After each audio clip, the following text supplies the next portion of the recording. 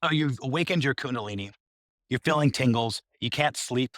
You're getting visions. Your body's shaking involuntarily. You're having really intense meditations that maybe last for way too long. What do you do to slow them down? I've been meditating seriously for over 8 years and I've experienced many of these symptoms, although I've always known what to do if they get too intense.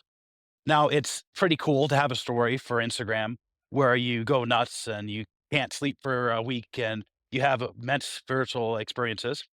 And there are certain forms of Kundalini awakening where that is, to a certain extent unavoidable. But I've always been able to calm it down when I needed to. And so for anybody that's undergoing Kundalini awakening or is seeking to, this is mandatory information.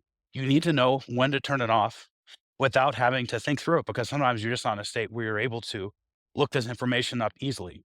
So how do you slow it down? The first and most obvious thing is to do a little bit less of what you've been doing. So if you've been meditating, doing yoga, doing breath work, tone it down. Go for less duration.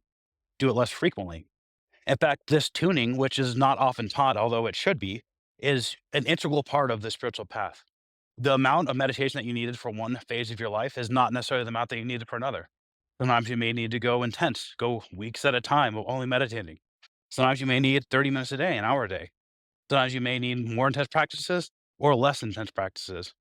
So just dial it in. But it seems like a lot of the people in our community don't really think of that. In fact, I recently reacted to the story of another professional meditation teacher who described going through a Kundalini awakening during a retreat and came to the conclusion that you shouldn't do retreats. That is frankly quite crazy that you would come to that conclusion and that he didn't know how to calm this down because he's being guided, according to him, by a enlightened individual, an avatar on this planet. Yet he didn't know some basic facts about this that you now know. The second easy way to calm down a Kundalini awakening is with food. Denser foods counteract many of these symptoms. In fact, for most of the people looking to achieve a Kundalini awakening, what they needed to do was the opposite. They needed to eat light foods, living foods, vegetarian foods, or vegan foods. So going the opposite direction will slow it down, particularly dense foods like peanut butter, so physically heavy. Also, foods that come from under the ground. So peanuts, of course, grow underground. Potatoes are a good way to slow it down.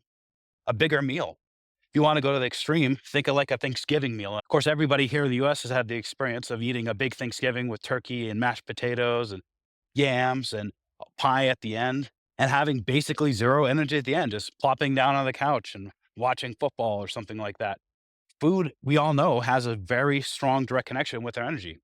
And I've experienced this multiple times where when I'm entering into a Kundalini state, I might just eat slightly too much or go for the bread a little too strongly, and it'll just knock it right down. Now, if you're really in a dire state, meat will just kill it almost immediately. And that is probably the best go to switch.